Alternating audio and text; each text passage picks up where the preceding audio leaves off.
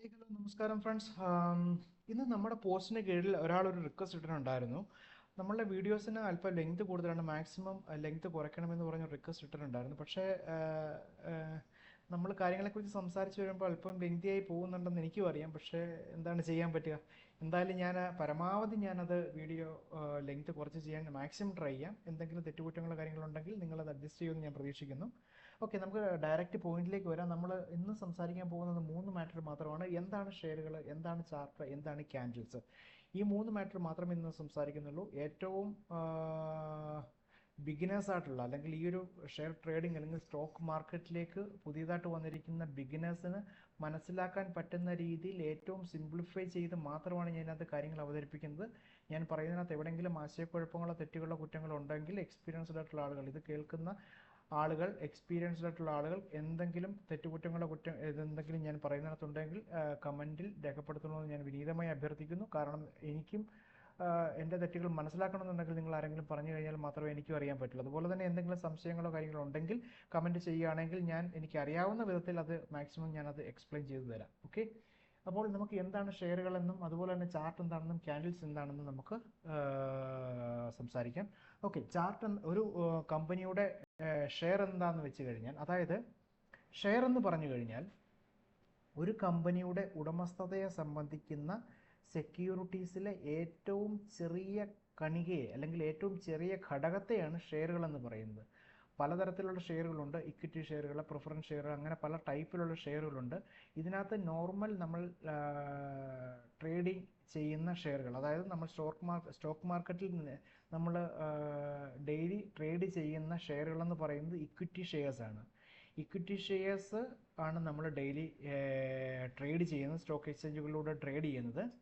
അപ്പോൾ ഈ ഇക്വിറ്റി ഷെയറുകൾ ഏറ്റവും അധികം കയ്യിൽ വയ്ക്കുന്ന വ്യക്തികളോ അല്ലെങ്കിൽ സ്ഥാപനങ്ങളോ ആയിരിക്കും ആ കമ്പനിയുടെ, അല്ലെങ്കിൽ ഏത് കമ്പനിയുടെ ഷെയറാണ് കയ്യിൽ വയ്ക്കുന്നത് ആ പർട്ടിക്കുലർ കമ്പനിയുടെ സുപ്രീം അതോറിറ്റി, അല്ലെങ്കിൽ ഏറ്റവും അധികം പവറുള്ള ആൾ, അല്ലെങ്കിൽ ആ കമ്പനിയിൽ ഏറ്റവും അധികം ഡിസിഷൻ മേക്കിംഗ് കപ്പാസിറ്റി ഉള്ള ആൾ ഇക്വിറ്റി ഷെയർ കയ്യിൽ വെക്കുന്ന ആരാണോ അവർക്കാണ് അതിനുള്ള പവർ കൂടുതൽ. കാരണം അവർ കൂടുതൽ ഷെയറുകൾ കയ്യിൽ വെക്കാൻ നേരത്ത് കൂടുതൽ കമ്പനിയിലുള്ള കമാൻഡിങ് പവറും അതുപോലെ തന്നെ അധികാരവും ഡിസിഷൻ മേക്കിംഗ് പവറും അവർക്കായതുകൊണ്ട് തന്നെ അവരായിരിക്കും സുപ്രീം അതോറിറ്റി. അപ്പോൾ എന്താണ് ഷെയർ എന്നുള്ളത് മനസ്സിലായെന്ന് എനിക്ക് തോന്നുന്നു. അതുപോലെ തന്നെ എന്താണ് ചാർട്ട്? ഇപ്പം ഞാൻ പറഞ്ഞ ഈ ഷെയറിൻ്റെ ഒരു പർട്ടിക്കുലർ പീരീഡിലേക്കുള്ള പ്രൈസിൻ്റെ മൂവ്മെൻറ്റ്സ് ഗ്രാഫിക്കലായിട്ട് നമുക്ക് ഡിസ്പ്ലേ ചെയ്ത് തരുന്ന, അല്ലെങ്കിൽ ഇല്ലുസ്ട്രേറ്റ് ചെയ്ത് തരുന്ന ഒരു സംവിധാനം മാത്രമാണ് ഈ ഷെയർ ചാർട്ടുകൾ എന്ന് പറയുന്നത്, അല്ലെങ്കിൽ നമ്മളുടെ നോർമൽ ചാർട്ടുകൾ എന്ന് പറയുന്നത്. ഇതാണ്, ഞാൻ ഒന്നുകൂടെ പറയാം.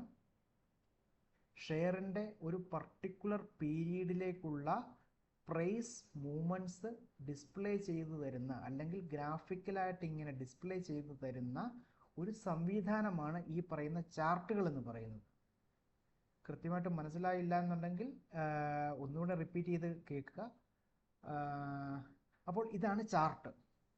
അപ്പം ഈ ചാർട്ടിൽ പ്രൈസുകൾ സൂചിപ്പിക്കുന്നത് എപ്പോഴും ക്യാൻഡിൽ സ്റ്റിക്സിൻ്റെ രൂപത്തിൽ, അതായത് ഈ ക്യാൻഡിലുകളുടെ രൂപത്തിലായിരിക്കും പ്രൈസിൻ്റെ മൂവ്മെൻറ്റ്സ് എപ്പോഴും നമുക്ക് ചാർട്ടിൽ ഡിസ്പ്ലേ ചെയ്ത് കാണിക്കുന്നത്. ഈ ചാർട്ടിൽ കാണിക്കുന്ന ഈ ക്യാൻഡിലുകളെ വായിച്ചെടുക്കണമെന്നുണ്ടെങ്കിൽ നമുക്ക് കൃത്യമായിട്ട് ഇതിൽ ക്യാൻഡിലുകൾ, ഏതൊക്കെ ക്യാൻഡിലുകളാണുള്ളത്, എന്താണ് ഇതിൻ്റെ ഫോർമേഷൻ, അത് ഏത് രീതിയിലാണ് വരുന്നത്, എങ്ങനെയാണ് വരുന്നത് എന്നൊക്കെ നമുക്ക് കൃത്യമായിട്ട് ഇതിനെ സംബന്ധിച്ച ഒരു ഐഡിയ ഉണ്ടെങ്കിൽ, അതിൻ്റെ ബേസിക് ആയിട്ടുള്ള കുറേ കാര്യങ്ങൾ മനസ്സിലാക്കിയെങ്കിൽ മാത്രമേ ഈ ക്യാൻഡിലുകൾ എങ്ങനെയാണ് രൂപപ്പെടുന്നത്, എന്തുകൊണ്ടാണ് ഈ പ്രൈസ് മുകളിലേക്ക് കയറിപ്പോയത് അല്ലെങ്കിൽ താഴേക്ക് കയറിപ്പോയതെന്ന് നമുക്ക് മനസ്സിലാക്കണമെന്നുണ്ടെങ്കിൽ ഈ ക്യാൻഡിൽസ് എന്താണെന്നും ഇതെങ്ങനെ ഫോം ചെയ്യുന്നു എന്ന് നമുക്ക് കൃത്യമായിട്ട് മനസ്സിലാക്കണം. അതുപോലെ തന്നെ ഈ ഒരു ചാർട്ടിൽ നല്ല എക്സ്പീരിയൻസ് ഉണ്ടെങ്കിൽ മാത്രമേ നമുക്ക് സാധിക്കത്തുള്ളൂ.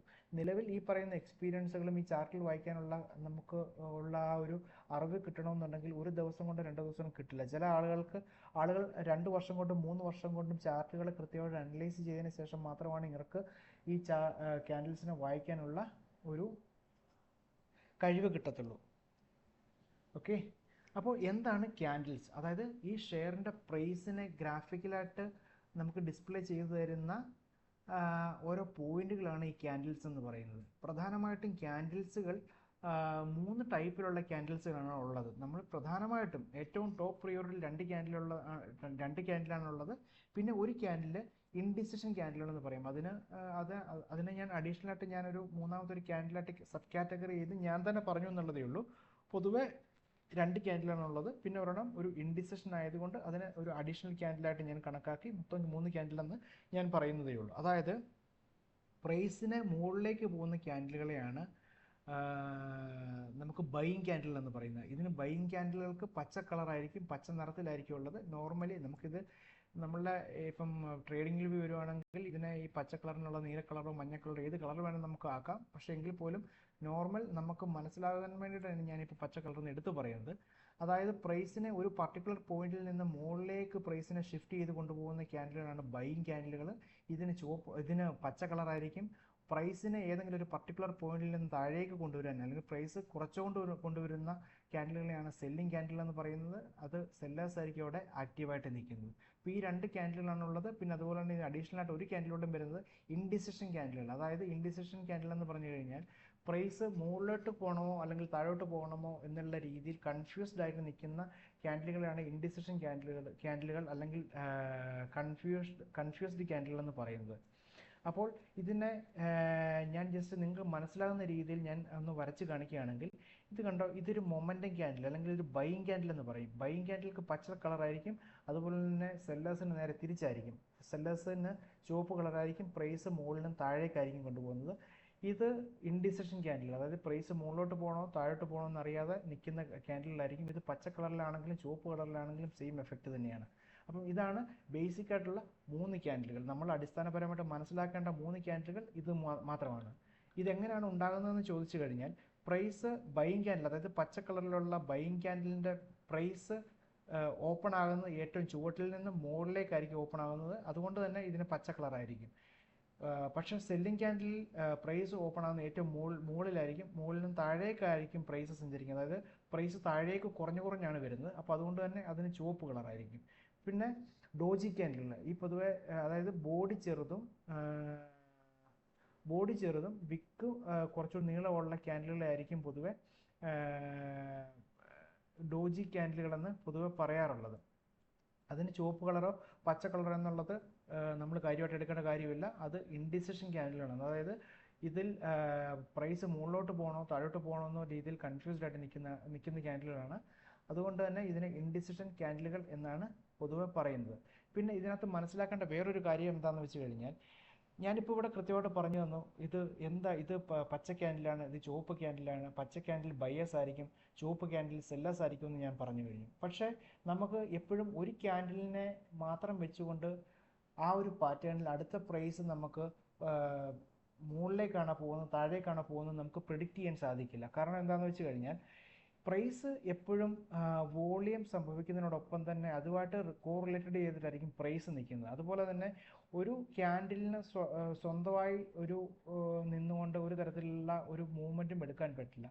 ഈ ക്യാൻഡിലിന് തൊട്ട് മുന്നേ സംഭവിച്ച 1, 2, 3 ക്യാൻഡിലുകളെ ഒരുമിച്ച് ചേർത്ത് കൂട്ടി വായിക്കുമ്പോൾ മാത്രമാണ് ഇതിന് ശേഷം വരുന്ന അടുത്ത ക്യാൻഡിൽ മുകളിലോട്ടാണോ പോകുന്നത് താഴോട്ടാണോ പോകുന്നത് നമുക്ക് തീരുമാനം എടുക്കാൻ പറ്റത്തുള്ളൂ. അല്ലെങ്കിൽ മുകളിലോട്ടാണോ പോകുന്നത് താഴോട്ടാണോ പോകുന്നത് നമുക്ക് പ്രിഡിക്റ്റ് ചെയ്യാൻ പറ്റുള്ളൂ. അതുപോലെ തന്നെ ഈ ചുവപ്പ് ക്യാൻഡിലിന് തൊട്ട് മുന്നിൽ സംഭവിച്ചിരിക്കുന്ന 2, 3 ക്യാൻഡിലുകൾ ഒരുമിച്ച് ചേർത്ത് വെച്ച് വായിക്കുമ്പോഴാണ് ഈ പറഞ്ഞ അടുത്ത പ്രൈസ് എങ്ങോട്ടാണ് പോകുന്നതെന്ന് നമുക്ക് പ്രിഡിക്റ്റ് ചെയ്യാൻ പറ്റത്തുള്ളൂ. അതാണ് ഞാൻ പറയാൻ വന്ന പോയിന്റ് ഇവിടെയാണ്.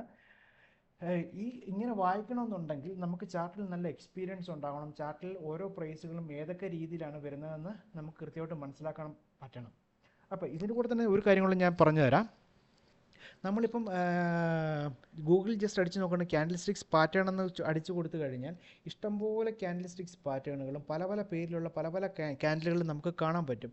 നമുക്ക് ഒരു സാധാരണ ഒരു ബിഗിനറെ സംബന്ധിച്ചിടത്തോളം ഈ പാറ്റേണുകളെല്ലാം മനസ്സിലാക്കുക അല്ലെങ്കിൽ ഈ പറയുന്ന എല്ലാ ക്യാൻഡിലുകളുടെ പേര് നമ്മൾ പഠിച്ചു വെച്ച് മനപ്പാടമാക്കിക്കൊണ്ടുകൊണ്ട് നമ്മൾ മാർക്കറ്റിൽ കൊണ്ടുവന്നു കഴിഞ്ഞാൽ നമുക്കത് എവിടെ അപ്ലൈ ചെയ്യണമെന്ന് നമുക്കറിയില്ല. നമുക്ക് ആ പാടെ നമ്മൾ കൺഫ്യൂസ്ഡ് ആയിരിക്കും.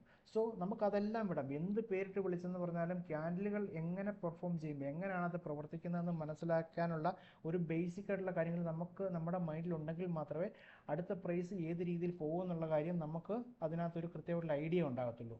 അപ്പോൾ ഞാൻ ഓൾറെഡി പറഞ്ഞു കഴിഞ്ഞു, ഇപ്പോൾ ഒരു ക്യാൻഡിൽ സംഭവിച്ചു കഴിഞ്ഞാൽ അടുത്ത ക്യാൻഡിൽ എങ്ങനെ വരും എന്ന് നമുക്ക് പ്രിഡിക്റ്റ് ചെയ്യണമെന്നുണ്ടെങ്കിൽ, അടുത്ത ക്യാൻഡിൽ എങ്ങനെ വരുമെന്ന് നമുക്ക് ഒരു ഊഹം ഉണ്ടാകണമെന്നുണ്ടെങ്കിൽ ഈ ക്യാൻഡിലിന് തൊട്ട് മുന്നേ സംഭവിച്ച 2-3 ക്യാൻഡിലുകളെ ഒരുമിച്ച് വെച്ച് ചേർത്ത് വായിച്ചു കഴിയുമ്പോൾ മാത്രമേ നമുക്ക് മനസ്സിലാവൂ അടുത്ത ക്യാൻഡിൽ എങ്ങോട്ടായിരിക്കും വരുന്നത്, അടുത്ത ക്യാൻഡിൽ മുകളിലേക്ക് പോകുമോ താഴേക്ക് പോകുമോ നമുക്ക് കൃത്യമായി വായിക്കാൻ പറ്റുമെന്ന് ഞാനിപ്പോൾ ഓൾറെഡി ഞാൻ പറഞ്ഞു കഴിഞ്ഞു. അതിന് ചെറിയൊരു ഉദാഹരണം ഞാൻ പറഞ്ഞുതരാം. ഇപ്പം നമ്മൾ ഇവിടെ വന്നു കഴിഞ്ഞപ്പോഴത്തേക്ക് ഞാൻ ഇവിടെ കാണിച്ച അതേ മൊമെൻറ്റം ക്യാൻഡിലാണ്. മൊമെൻറ്റം ക്യാൻഡിൽ എന്ന് പറഞ്ഞു കഴിഞ്ഞാൽ നിങ്ങൾക്ക് എന്താണെന്നും ഇപ്പം എൻ്റെ പഴയ വീഡിയോസ് കണ്ടപ്പോൾ നിങ്ങൾക്ക് മനസ്സിലായെന്ന് എനിക്ക് തോന്നുന്നു. അതായത് നല്ല ഒരു മൂവ്മെൻറ്റ് തന്ന ക്യാൻഡിലുകളെന്ന് മാത്രം നമ്മളതിനെ മനസ്സിലാക്കിയാൽ മതി. ഏതെങ്കിലും ഒരു പർട്ടിക്കുലർ സൈഡിലേക്ക്, അല്ലെങ്കിൽ അപ്പ് ആകാം ഡൗൺ ആകാം, പച്ച കളറിലെ ക്യാൻഡിലാകാം ചുവപ്പ് കളറിലെ ക്യാൻഡിലാകാം, ഏതെങ്കിലും ഒരു കൃത്യമായിട്ടുള്ള നല്ല മൂവ്മെൻറ്റ് തന്നിരിക്കുന്ന ക്യാൻഡിലുകളാണ് പൊതുവേ മൂവ്മെൻറ്റ് ക്യാൻഡിൽ എന്ന് മാത്രം നമ്മളതിനെ മനസ്സിലാക്കിയാൽ മതി. നമ്മൾ കോംപ്ലിക്കേറ്റഡ് ആക്കണ്ട. അപ്പം ഇതിന് തൊട്ട് മുന്നേ സംഭവിച്ച 1-2 ക്യാൻഡിൽ എടുത്ത് നമ്മൾ നോക്കുകയാണെങ്കിൽ ഇത് കണ്ടോ, ഈ ക്യാൻഡിലിന് തൊട്ട് മുന്നേ സംഭവിച്ച ക്യാൻഡിൽ അത്യാവശ്യം നല്ല വലിപ്പമുള്ള ക്യാൻഡിലാണ്, ഒരു മൊമെൻറ്റം ക്യാൻഡിലാണ് നമുക്കിവിടെ തന്നത്. അതിനുശേഷം വന്നിരിക്കുന്ന ചെറിയ ക്യാൻഡിൽ ഇതിനെ സപ്പോർട്ട് ചെയ്തിട്ടാണ് വരുന്നത്. അപ്പോൾ ഇവിടെ ഒരു ബെയറിഷ് ട്രെൻഡായി.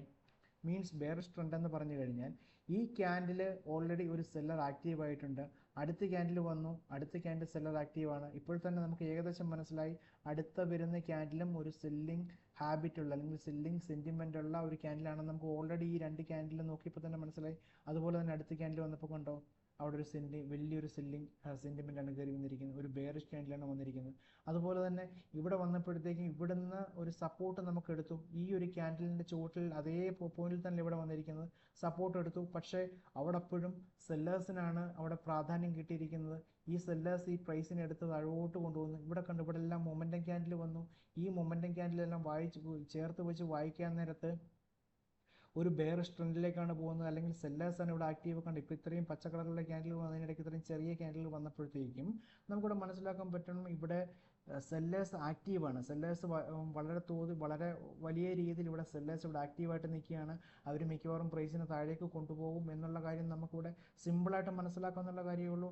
ആ പറഞ്ഞതുപോലെ തന്നെ ഇത്രയും ക്യാൻഡിൽ ചേർത്ത് വെച്ച് വായിച്ചു കഴിഞ്ഞപ്പോൾ നമുക്ക് മനസ്സിലായി സെല്ലേഴ്സ് ഇവിടെ ആക്റ്റീവാണ്, അവർ പ്രൈസിനെ മിക്കവാറും താഴോട്ട് കൊണ്ടുപോകും. അതുപോലെ തന്നെ അവർ താഴോട്ട് കൊണ്ടുപോയി, കണ്ടോ. പിന്നെ അതുപോലെ തന്നെ വേറൊരു ഉദാഹരണം ഞാൻ കാണിച്ചു തരാം. ഇവിടെ വന്നു കഴിഞ്ഞപ്പോഴത്തേക്കും അത്യാവശ്യം വോളിയം ഉണ്ട്. ഒരു ചെറിയ ക്യാൻഡിൽ ഇവിടെ വന്നു, ഒരു മൊമെൻറ്റം ക്യാൻഡിൽ വന്നു. ഈ 2 ക്യാൻഡിലിനെ വെച്ച് ഒരുമിച്ച് വായിച്ച് നോക്കി കഴിയുമ്പോഴത്തേക്കും ഓൾറെഡി ഇവിടെ ബയേഴ്സ് ഇവിടെ ആക്റ്റീവാണ്. ബയേഴ്സ് മോർ സ്ട്രോങ് ആയിട്ട് ഇവിടെ നിൽപ്പുണ്ട്. അവർ അടുത്ത പ്രൈസ് വന്നപ്പോഴത്തേക്കും ഇതിൻ്റെ മുകളിലേക്ക് കൊണ്ടുപോയി. അപ്പോൾ നമുക്ക് ഈ 3 ക്യാൻഡിലിനെ വെച്ച് വായിച്ച് നോക്കുമ്പോഴത്തേക്കും നമുക്ക് മനസ്സിലാകും ഇവിടെ സെല്ലേഴ്സ് ആക്റ്റീവാണെന്ന് നമുക്ക് മനസ്സിലായി.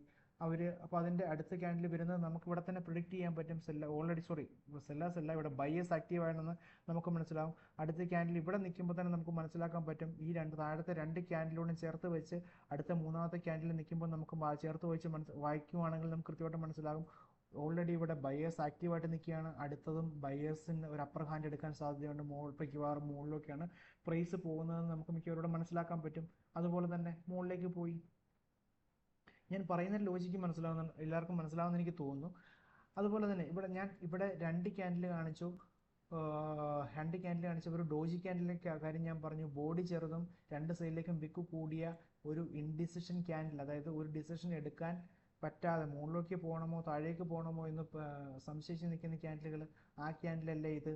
ഇവിടെ മുകളിലേക്ക് പോകണം താഴേക്ക് പോകണം സംശയിച്ച് നിൽക്കുകയാണ്. ഇങ്ങനെയുള്ള ക്യാൻഡിൽ വരാൻ നേരത്ത് ഒരു വിധത്തിലുള്ള ട്രേഡുകളും നമ്മളവിടെ പ്ലാൻ ചെയ്യരുത്. നമ്മൾ ഒരു വിധത്തിലുള്ള ആക്ഷനും അവിടെ എടുക്കരുത്. അതിന് പകരം അടുത്ത് വരുന്ന ക്യാൻഡിലിന് വേണ്ടിയിട്ട് നമ്മളവിടെ വെയിറ്റ് ചെയ്ത് ഈ ക്യാൻഡിലിൻ്റെ കൺഫർമേഷൻ കിട്ടിയതിന് ശേഷം മാത്രം അടുത്ത ഡിസിഷൻ എടുക്കാവുള്ളൂ. ഇവിടെ ഒരു ബെയറിഷ് ട്രെൻഡ് കാണിച്ചു, അല്ലെങ്കിൽ ബെയറിഷ്നെസ് കാണിച്ചു. താഴെ വോളിയം നോക്കി, വോളിയം കൂടുതൽ കണ്ടു. അപ്പം നമുക്കവിടെ സിമ്പിളായിട്ട് മനസ്സിലാക്കാം അവിടെ സെല്ലേഴ്സ് കൂടുതലായി തുടങ്ങി, സെല്ലേഴ്സ് ആക്റ്റീവായി തുടങ്ങി. അതുപോലെ തന്നെ കണ്ടില്ലേ, ഇതിനെ ഈ പറയുന്ന 2 ക്യാൻഡിലിനെ 2-3 ക്യാൻഡിലെ വെച്ച് വായിച്ച് നോക്കുമ്പോൾ സെല്ലേഴ്സ് നേരെ ആക്റ്റീവായി നേരെ താഴേക്ക് കൊണ്ടുവന്ന് പ്രൈസ് അവിടെ. ഇപ്പം മനസ്സിലായോ? ഇപ്പോൾ അതായത് ഞാൻ പറഞ്ഞു വരുന്നത് ഏതെങ്കിലും ഒരു പർട്ടിക്കുലർ ഒരു ക്യാൻഡിലിനെ വെച്ച് നമുക്ക് പ്രൈസിനെ വായിച്ചെടുക്കാൻ പറ്റില്ല. അതാണ് ഞാൻ പറഞ്ഞു വന്നതിൻ്റെ രത്ന ചുരുക്കം. അതാണ് ഏറ്റവും സിമ്പിളാക്കി പറഞ്ഞു കഴിഞ്ഞാൽ ഏതെങ്കിലും ഒരു പർട്ടിക്കുലർ ക്യാൻഡിലിനെ വെച്ചുകൊണ്ട് മാത്രം നമുക്ക് പ്രൈസ് മുകളിലേക്ക് പോവോ പ്രൈസ് താഴേക്ക് പോവോ നമുക്ക് ഒരിക്കലും പറയാൻ പറ്റില്ല. ആ ലാസ്റ്റ് സംഭവിച്ച ക്യാൻഡിലിന് തൊട്ട് മുന്നേ ഉള്ള ഒന്നോ രണ്ടോ മൂന്നോ ക്യാൻഡിലുകൾ ചേർത്ത് ഒരുമിച്ച് വെച്ച് വായിക്കാൻ നേരത്ത് മാത്രമേ നമുക്കത് അടുത്ത പ്രൈസ് എങ്ങോട്ടാണ്, മുകളിലേക്ക് പോവോ താഴേക്ക് പോവോ എന്ന് നമുക്ക് ഒരു അസംഷൻ അല്ലെങ്കിൽ ഒരു നമുക്കൊരു ഊഹം ഉണ്ടാക്കിയെടുക്കാൻ പറ്റുള്ളൂ. ഇവിടെ നോക്കി, ഇവിടെ ക്യാൻഡിൽ, ഇവിടെ സെല്ലേഴ്സ് ആക്റ്റീവായി, ചെറിയൊരു മൊമെൻറ്റം തന്നു, അടുത്ത സെല്ലേഴ്സ് ആക്റ്റീവായി. ഈ 3 ക്യാൻഡിൽ വെച്ച് നോക്കിയപ്പോൾ തന്നെ എനിക്ക് മനസ്സിലായി പ്രൈസ് താഴേക്ക് പോകാനുള്ള ഒരു പരിപാടി കാണിക്കുന്നുണ്ട്. അടുത്ത ക്യാൻഡിൽ വന്നു, മൊമെൻറ്റം ക്യാൻഡിൽ വന്നു, താഴേക്ക് വന്നു, കണ്ടോ? അതുപോലെ തന്നെ അടുത്ത ഇവിടെ ക്യാൻഡിൽ വന്നപ്പോൾ ഇവിടെ ചെറിയ ക്യാൻഡിലാണ് വന്നിരിക്കുന്നതെങ്കിൽ പോലും ഇവിടെ നിങ്ങൾക്ക് നോക്കിയാൽ മനസ്സിലാവും 3.35 മില്യൺ, അതായത് 3 മില്യൺ 30 ലക്ഷം ക്വാണ്ടിറ്റി അവിടെ ഓൾറെഡി വന്നു കഴിഞ്ഞു. ഇവിടെ വോളിയം നോക്കി ബെയറിഷ്നെസ് ആണ് കാണിക്കുന്നത്. ചിലപ്പം അടുത്ത ക്യാൻഡിലും ഇവിടെ വരുമ്പോൾ താഴേക്ക് പോകാം, പക്ഷേ താഴേക്ക് പോകാനുള്ള ഒരു ടെൻഡൻസി ഉണ്ട്. പക്ഷേ ഇവിടെ ആ പക്ഷേ എന്ന് പറയാൻ കാരണം എന്ന് വെച്ച് കഴിഞ്ഞാൽ നിങ്ങൾ ഇവിടെ നോക്കി, ഇവിടെ ഓൾറെഡി ഒരു സപ്പോർട്ട് ഇവിടെ റെസിസ്റ്റൻസ് പോയിന്റ് ക്രിയേറ്റ് ചെയ്തിട്ടുണ്ട്. ഈ റെസിസ്റ്റൻസ് പോയിന്റിൽ ഇവിടെ ഓൾറെഡി സപ്പോർട്ട് എടുത്തിട്ടുണ്ട്. നമ്മളിങ്ങോട്ട് താഴേക്ക് മാറ്റി വരയ്ക്കുകയാണെങ്കിൽ കണ്ടോ, ഇവിടെ സപ്പോർട്ട് എടുത്തിട്ടുണ്ട്. ചിലപ്പം ഈ സപ്പോർട്ടിൽ നിന്ന് ചിലപ്പോൾ തിരിച്ച് കയറാൻ സാധ്യതയുണ്ട്. അപ്പോൾ ഇതൊരു ഡോജി ക്യാൻഡിൽ അല്ലെങ്കിൽ ഇവിടെ ഒരു ഇൻഡിസിഷൻ ക്യാൻഡിൽ എന്ന രീതിയിൽ ഇവിടെ ഒരു റിവേഴ്സൽ പോയിന്റ് പോലെ ചെറുതായിട്ട് കാണിച്ചു. അപ്പോൾ നമ്മൾ ഇങ്ങനെ വരുന്ന സാഹചര്യത്തിൽ എന്തെങ്കിലും സംശയം ഉണ്ടാകുന്ന സാഹചര്യത്തിൽ നമ്മൾ പ്രത്യേകിച്ച് ട്രേഡൊന്നും പ്ലാൻ ചെയ്യരുത്. ഒരു ട്രേഡും നമ്മൾ പ്ലാൻ ചെയ്യാതെ അടുത്ത ക്യാൻഡിലിന് വേണ്ടി വെയിറ്റ് ചെയ്യുക. അപ്പം ഇതാണ് ഞാൻ പറയാൻ ഉദ്ദേശിച്ച കാര്യം. 3 ടൈപ്പിലുള്ള ക്യാൻഡിലുകളുണ്ട്. പച്ച കളറിലുള്ള ക്യാൻഡിൽ ബൈയിങ് സൈഡിലേക്കാണ്, ചുവപ്പ് കളറിലുള്ള ക്യാൻഡിൽ സെല്ലിംഗ് സൈഡിലേക്കാണ്. ഡോജി ക്യാൻഡിലുകൾ, അതായത് ബോഡി ചെറുതും 2 സൈഡിലേക്ക് നീളമുള്ള വിക്കുകളും വരുന്ന ക്യാൻഡിൽ ഇൻഡിസിഷൻ ക്യാൻഡിലാണ്. അവിടെ നമ്മൾ ഒരു തരത്തിലുള്ള ട്രേഡുകളും പ്ലാൻ ചെയ്യരുത്. പിന്നെ അതുപോലെ തന്നെ ക്യാൻഡിലുകൾ നമ്മൾ വായിക്കാൻ നേരത്ത് തൊട്ട് മുന്നിലുള്ള 2, 3, 4 ക്യാൻഡിലുകൾ ഒരുമിച്ച് കൂട്ടി വായിച്ച് വേണം ആ ക്യാൻഡിൽ അല്ലെങ്കിൽ ആ ഒരു പ്രൈസ് അടുത്ത മുകളിലേക്ക് കയറി പോവോ താഴേക്ക് കയറി പോവോ എന്നുള്ള ഡിസിഷൻ നമ്മൾ എടുക്കേണ്ടത്. ഇപ്പം ഏകദേശം കാര്യങ്ങൾ ഒരു ബേസിക് ആയിട്ടുള്ള ഐഡിയ എല്ലാവർക്കും ഉണ്ടായി എന്ന് എനിക്ക് തോന്നുന്നു. എന്തെങ്കിലും സംശയം ഉണ്ടെങ്കിൽ നിങ്ങൾ കമൻറ്റിൽ ഇട്ടാൽ മതി, ഞാൻ റിപ്ലൈ തരാം. എനിക്ക് അറിയാവുന്ന രീതിയിൽ ഞാൻ റിപ്ലൈ തരാം കേട്ടോ. Okay then, thank you, bye bye, good night.